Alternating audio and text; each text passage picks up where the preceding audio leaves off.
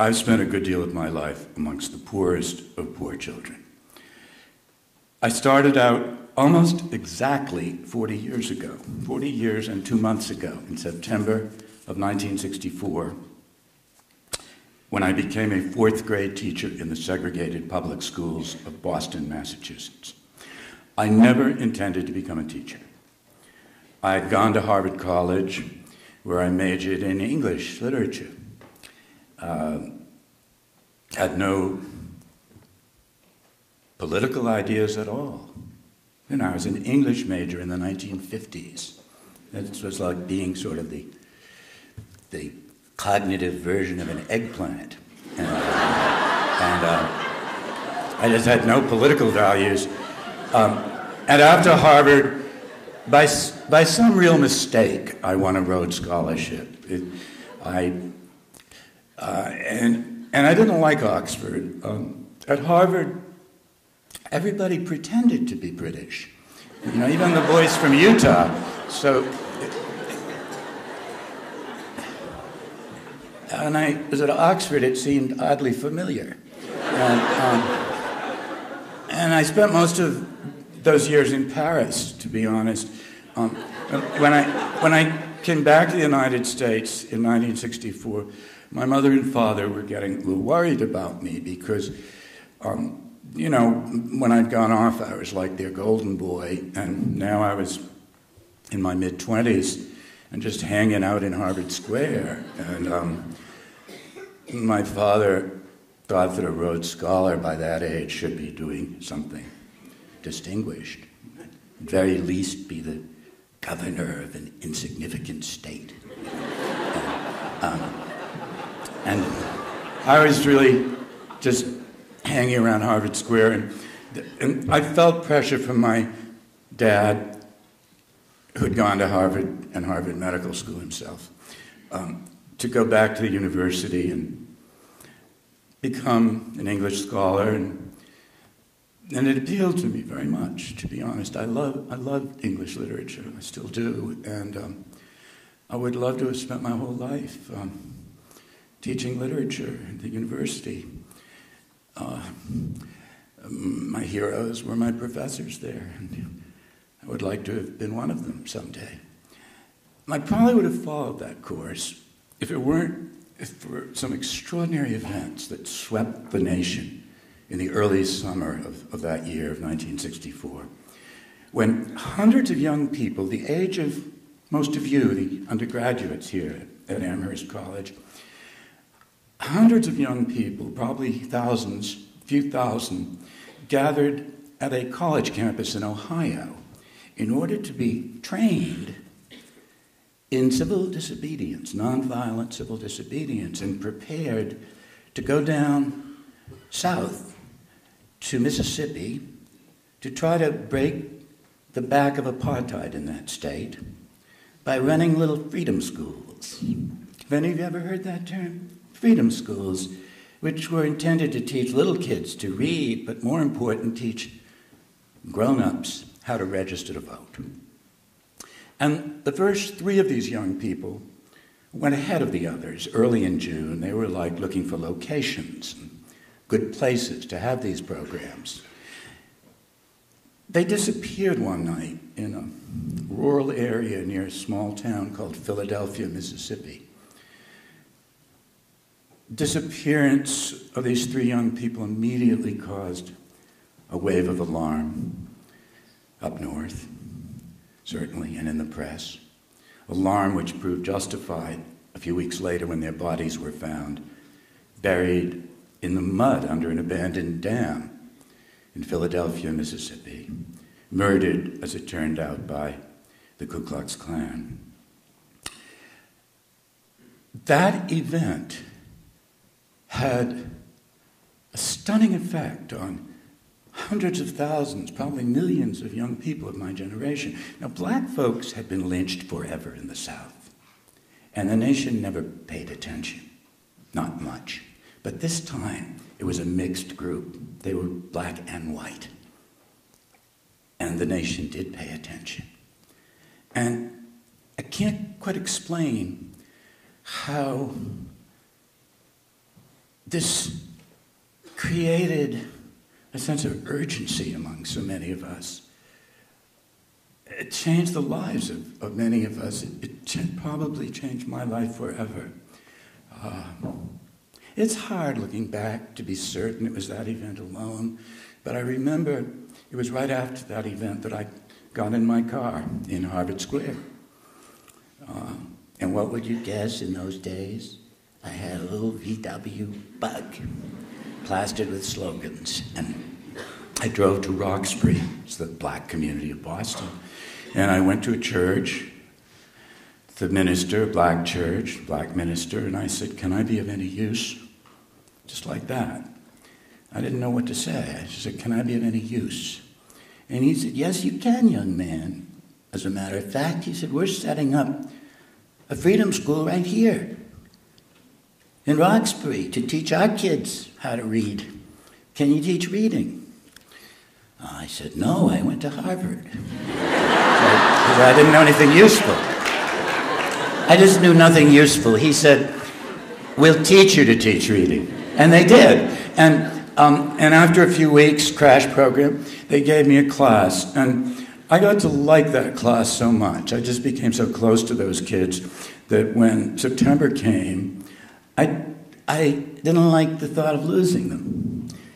And so I just walked into the Boston School Department one day and said, "I'm going to be a teacher." Well, I'd never heard of certification. I didn't know what that was even. And they said, "Where'd you go to college?" And I said, "Harvard." And they said, "Then you can't be a teacher because you couldn't get certified at Harvard." And I said, "Well, there must be some way I could teach." And they said, "Well, you could be a sub." I said, "Why not? I'll be a sub. What the heck?" And my dad wanted me to have a job, so I took him to lunch, actually. And at the faculty club at Harvard, I took him to lunch, and he had to pay. And I said, "Dad, I have a job." "What is it?" "I'm a sub." And let me tell you, in all seriousness, that was the hardest thing I'd ever done in my life, honestly. The first time I came to admire teachers so much, right from the start, when I saw what they had to do. First time I ever taught in my life, they called me up one morning around 6 a.m. and said, "You're going to teach kindergarten." And I walked into this big kindergarten class, something like 35 children, and I had no idea what you do with people that size, like that. The little creatures. To me, they seem like gerbils or something. I had no idea what to do with them. I let them crawl on me, basically. Played with them. But I survived and ultimately became a fourth grade teacher and later a fifth grade teacher. And I've spent most of the decade since working in one way or another with Black and Latino children all over the United States. For many of the years since 1993 in New York City, in the South Bronx, in a section called Mott Haven. In all, I've made about 300 visits up to the South Bronx in these years to talk with children and teachers, parents and preachers, ministers, who face challenges I couldn't even dream of 40 years ago. It's so much harder now.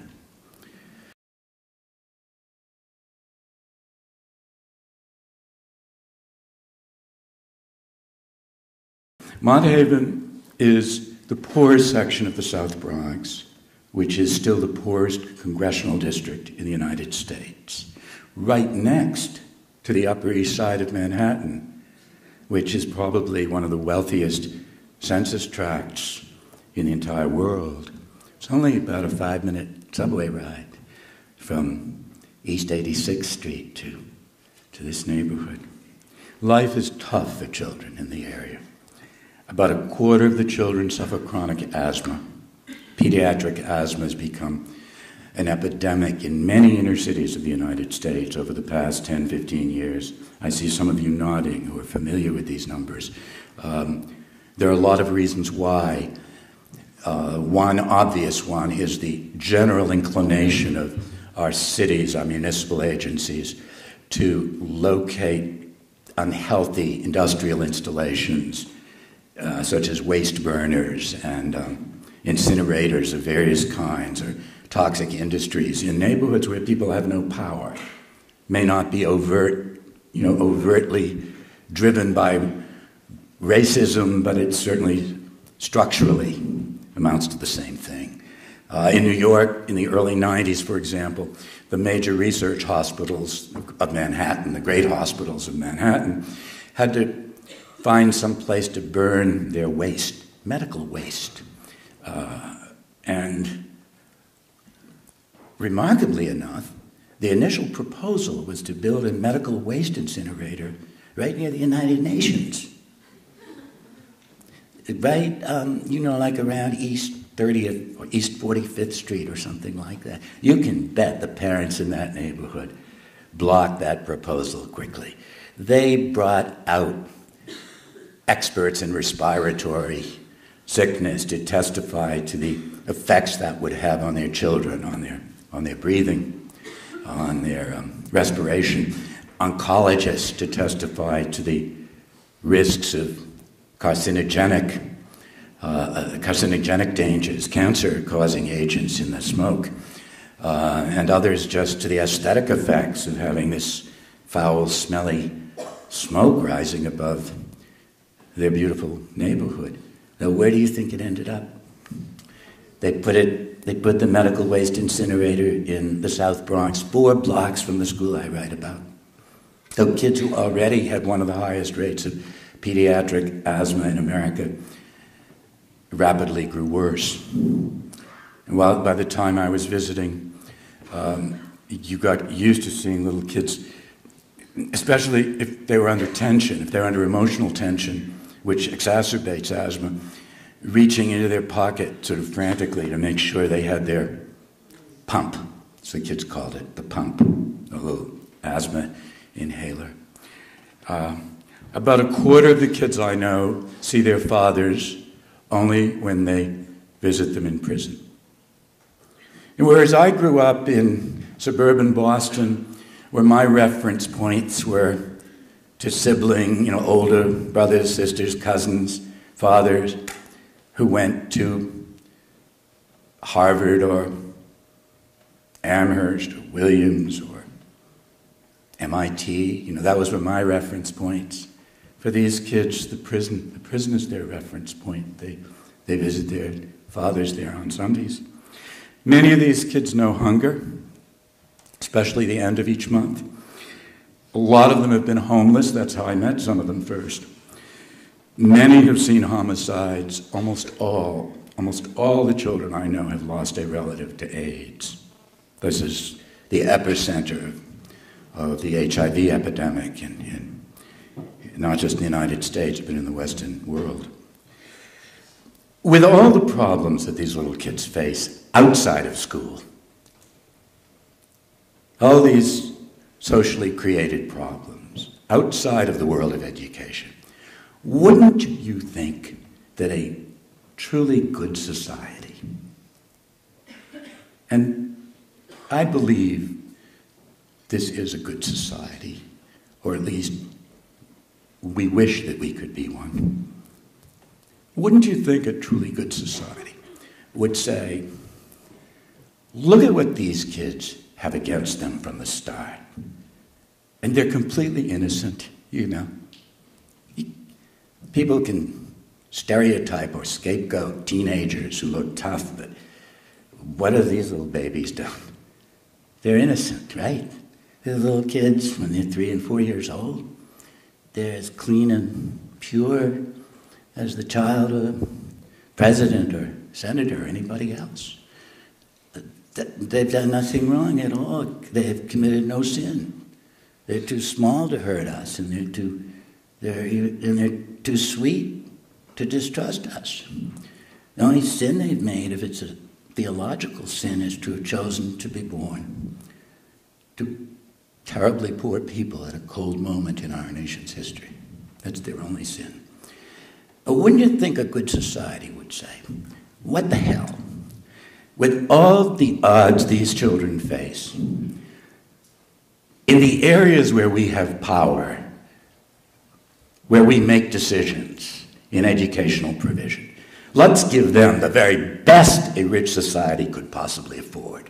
Let's just pour it on. Let's give them the best we have, because they need it most. In fact, let's not wait until they enter public school. Let's start when they're still babies. Start when they're 2 or 3 years old. Give them the very best early childhood education, developmental education. Start when they're 2 or 3. Give them pediatric screenings. Check their ears. Check their eyesight. Don't wait till they're in 4th grade to find out whether they need glasses. Do it now. Check signs of any type of chronic illnesses. Give them early exposure to learning and social skills. Start when they're babies. Let's just pour it on, because we're the wealthiest society in the world, and we'd like to think that we're the best and wisest. Meanwhile, the children of the privileged are getting an infinitely richer meal during those early years. Now, you may wonder how I know, because I spend so much time with poor people, with poor children. But I know rich people. You know, they can't fool me. I grew up in privilege. Some of my Harvard classmates are very wealthy, powerful people. And they, and they talk to me. They tell me what they do for their children. Some of them like me, still like me. They're nervous with me sometimes. They think I want to redistribute their wealth, which I do. But they're my friends, and they tell me what they do, and I know what they do for their children. The affluent families in New York and many other cities put their kids into the very best, wonderful developmental preschool programs when they're 2.5 years old. That's a typical starting point, 2.5 years old. And they get that typically for 3 years before they even enter public school. And these schools are expensive, let me tell you, because they spend a lot to make wonderful provision for these children. The best pre-Ks in New York now cost $22,000 a year. That's for a 2.5-year-old. And they're so competitive, there's now, they give tests. Don't ask me what kind of test you give a 2-year-old. I don't know what you test her on. It's probably some sadist who's figured it out. And many of the affluent people I know do send their kids to public school in New York City in the elementary years. And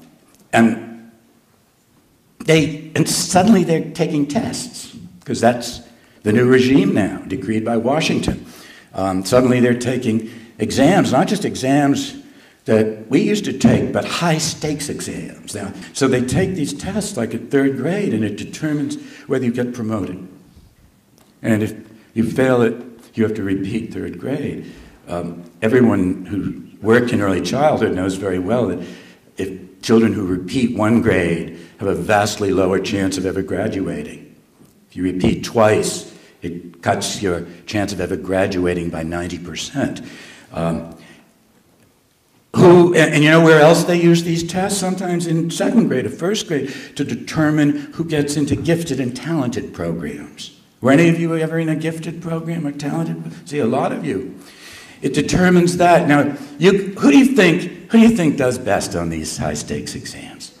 The kids who have had 2 or 3 wonderful years of rich developmental education, who have been sitting on those consonant blends, and who have been maybe learning to play little tunes on a violin, and learning how to relate to one another, and learning organizational skills and shapes, and how to hold a pencil or a crayon, are the ones who have had nothing.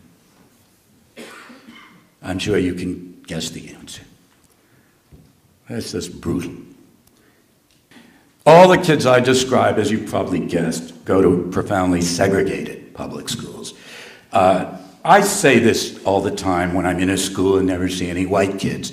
I usually don't bother to, I'm in the school and I don't see any white children at all.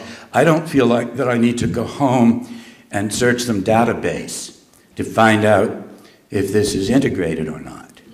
Because I have good eyes.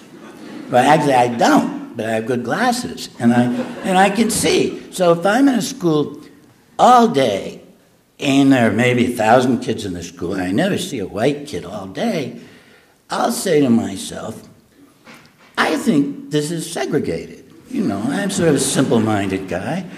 4 years ago, when my last book went to press, there were 11,000 children in this little sub-district of the New York public schools, the elementary and middle schools.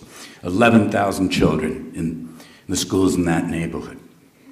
Of those 11,000, exactly 26 were white children. 26. Not 2,600, 26 children. Now it's 22. But let's stick with 26 to be optimistic.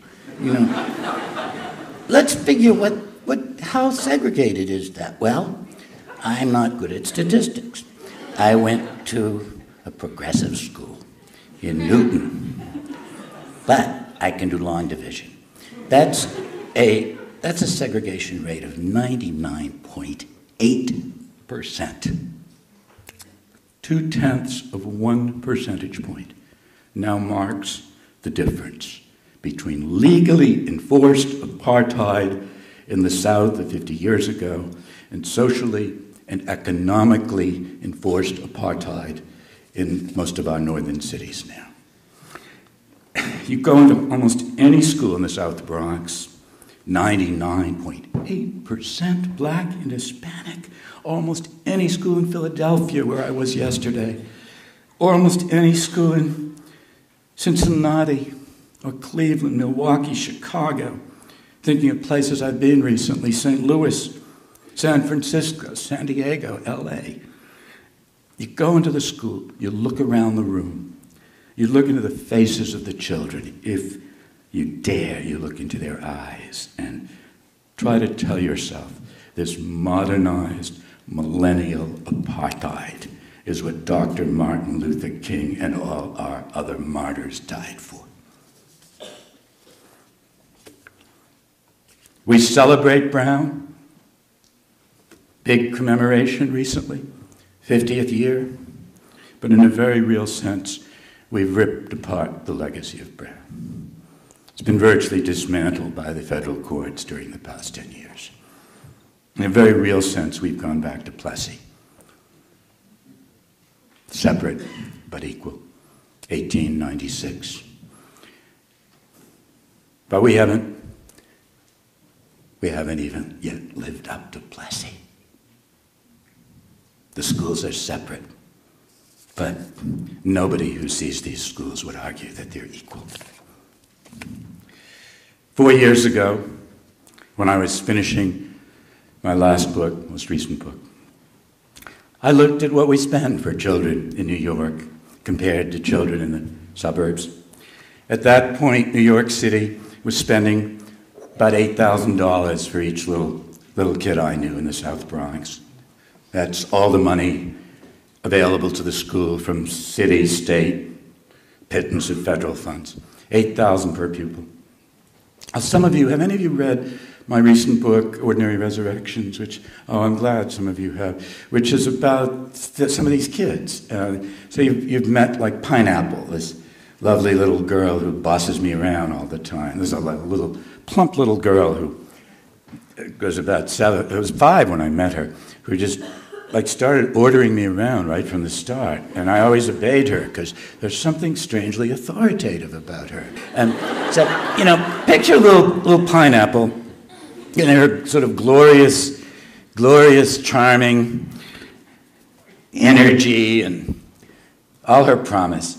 $8,000 for her education each year. You lift her up in your grown-up arms, you plunk her down, Simply in an average suburb of New York, not a particularly wealthy one, she'd be getting $12,000 put into her public education every year. You lift her up in your good and capable grown-up arms, and you plunk her down in one of the wealthiest white suburbs out there on Long Island, a district like Manhasset or Great Neck. She'd be getting $18,000 put into her public education every single year. $8,000 in the South Bronx, $18,000 out there in the most affluent white suburbs.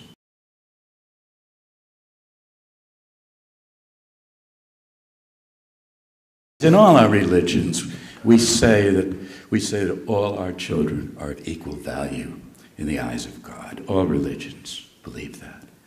All our children are of equal value in the eyes of God. And in the eyes of God, my friends, I'm sure they are.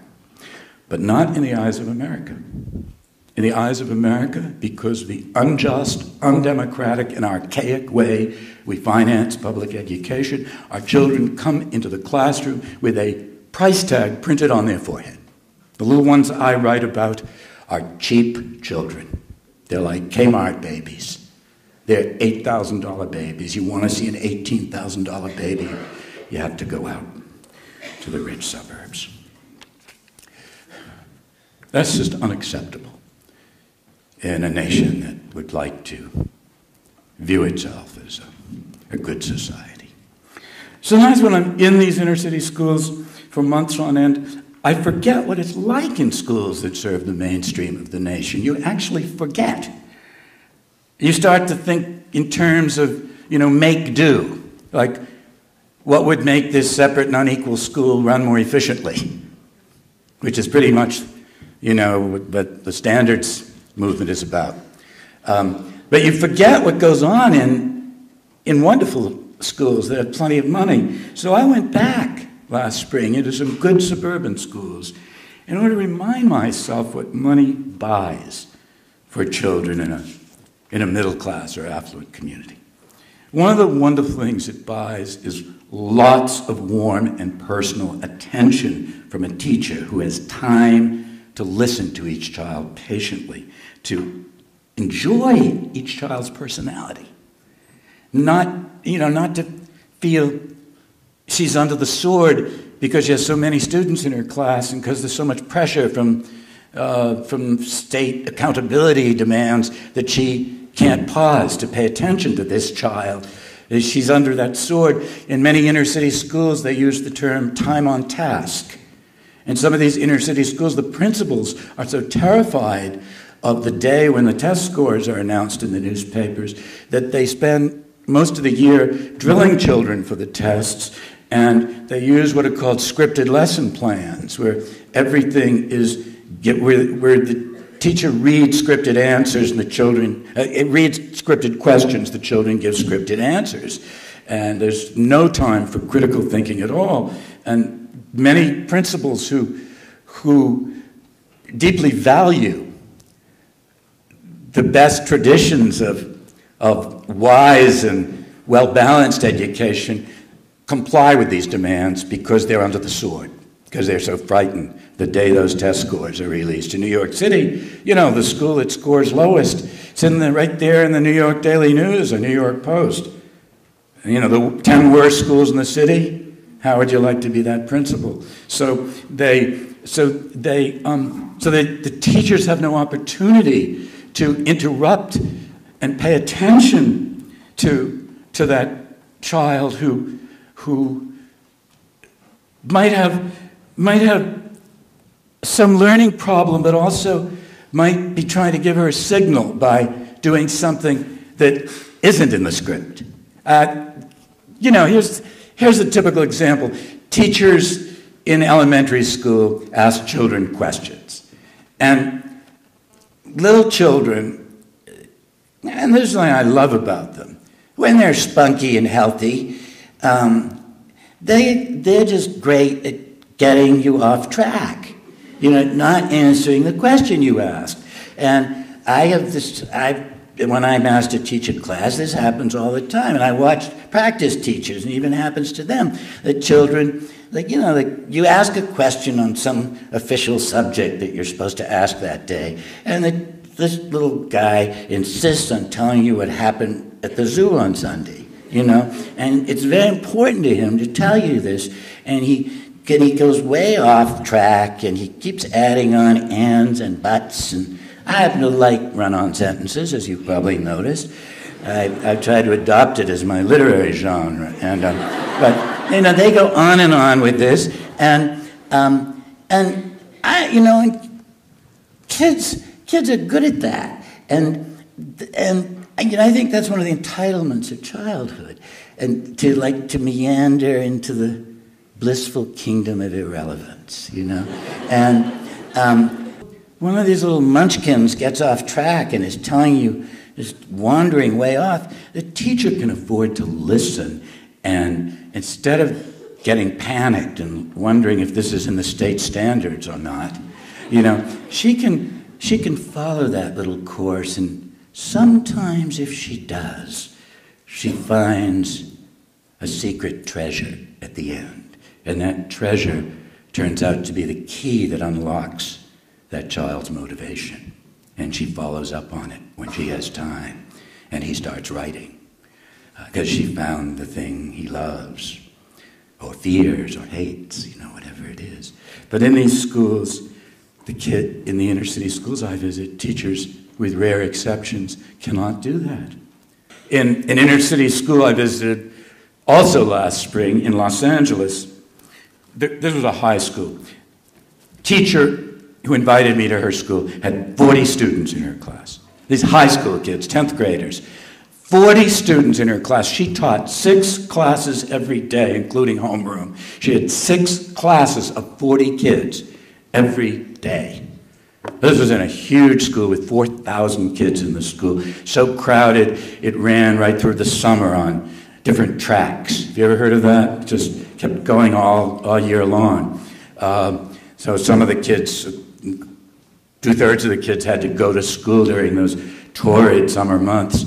It was very moving. Students at that school were forced against their will to take vocational courses. Have you ever heard of that happening in the low-scoring kids in some schools? Well, in this case, all the kids in this school, even the ones who wanted to go to college. Mariah had her eyes set on college. She wanted to come to Boston, to New England.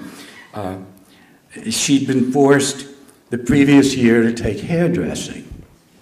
Now, that's been a classic for segregated schools for decades in America, giving black and Latino kids courses in hairdressing. Mariah had taken hairdressing. Now she said she has to take sewing.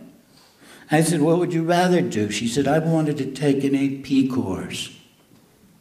They had very few spaces in AP. They had lots of sewing courses. And then she started to cry right in front of me. She said, I don't want to take sewing. I already know how to sew. My mother is a seamstress in a sewing factory. I want to go to college. And there was this tough kid in the class, this guy. He had this shrewd and kind of angry look. And, a lot of these guys who look tough have a certain angry brilliance, if you can ever elicit it. And he got burningly angry suddenly for her sake. But he looked at me with this cynical look, and he said, the owners of the sewing factories need workers, right? And I didn't answer him. Mariah said, I guess they do. And he said, and they're not going to hire their own kids for those jobs, are they? And somebody said, why not? And Mariah said, so they can grow beyond themselves, but we remain the same.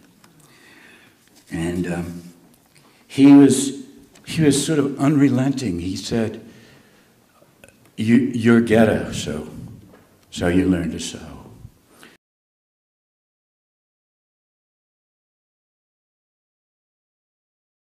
People people often say to me, how do you keep from getting profoundly depressed on spending so much time in these inner city schools in the poorest neighborhoods? And I always say, actually, the place I get really depressed is Washington. When I go to Washington, D.C., I always leave there feeling horrible. I always feel depressed because everybody in power, even the people who really are fond of me, will say, these things take time, Jonathan, be patient. Like concerning the Brown decision, they say, be patient, these things take a while. Concerning preschool for little children, they've been saying this for 40 years.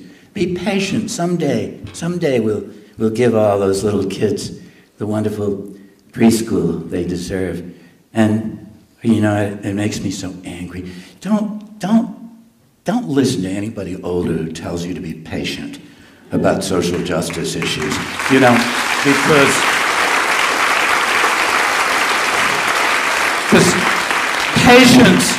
patience on these kinds of issues is the luxury of people who are not in pain.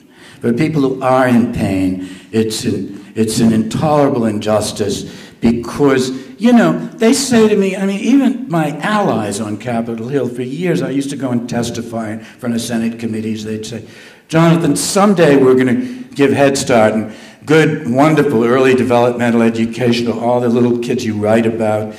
Some of the senators or congressmen have come up to meet the kids I've written about. And, and they always say how adorable they are, but that's not good enough, That's not good enough to give them hugs. Because you got to keep faith with them when you're not giving them hugs, when you're at a distance, when you're wielding power. And they'll say on Capitol Hill, in these hearings, which I used to do, I call them like the penultimate boring C-SPAN hearings, those things. They say, be patient, someday we'll give this to these kids. And I say, someday isn't good enough for children who are 3 years old today, because they will never be 3 years old again. There are some forms of theft where we can make good later on for people who've been robbed. Your car is stolen, there's a chance you can get it back, right? The house is vandalized, there's a chance court can get you reimbursed someday. But who can give back the third year of life to a little girl, the fourth year of life, the fifth year of life to a little kid? This is the irreversible theft. Once it's gone forever. So that's why I'm not patient any longer. And so I get depressed in Washington, but I actually, when I go into the schools, once, while I'm there with the kids themselves, especially the little kids, I usually feel stirred by the possibilities that I see within them, especially when I'm with the little ones. My latest book is mostly about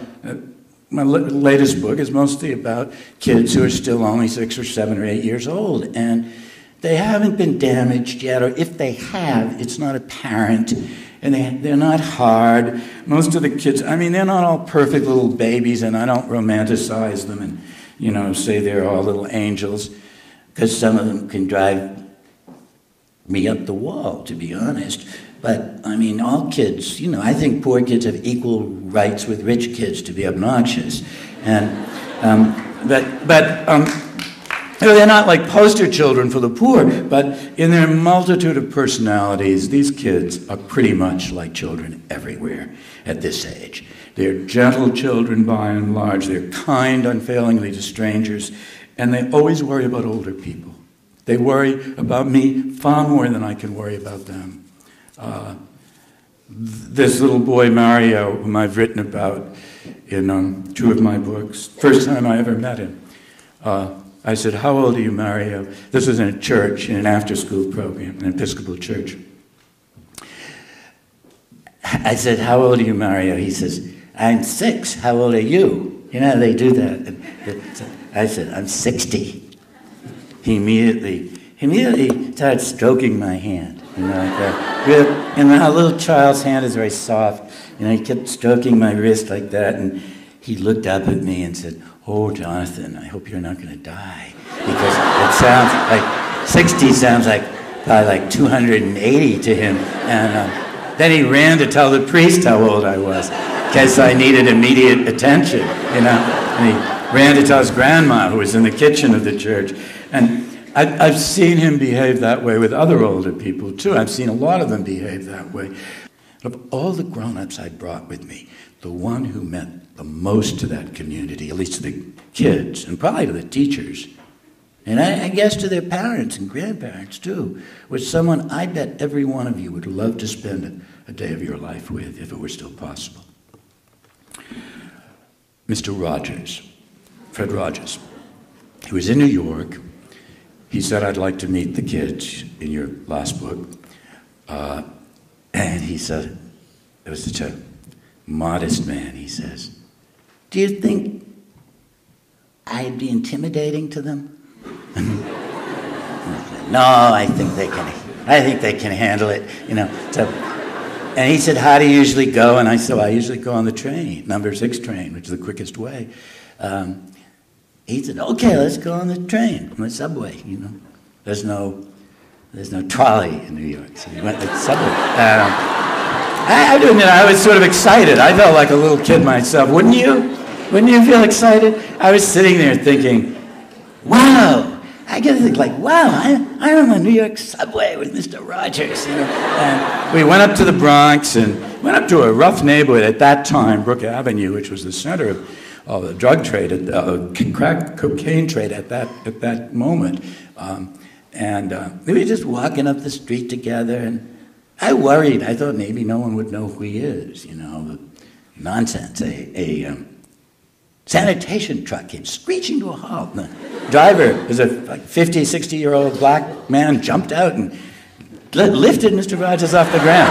And then we went to the public school, and I always try to do that in order to pay respect to the teachers who have been in the trenches all these years, because it meant something to them to have Fred Rogers come to their classroom, and you can bet he didn't ask them anything about their test scores, you know. He just asked about the children. And then we went to the church, the after-school program, and it was packed. Mario spots Mr. Rogers right away.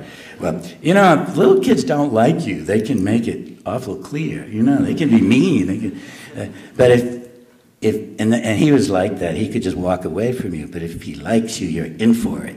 And as soon as he sees Mr. Rogers, he goes straight across the room, sort of like a World War II attack plane. That's how I thought of it, his wings spread wide.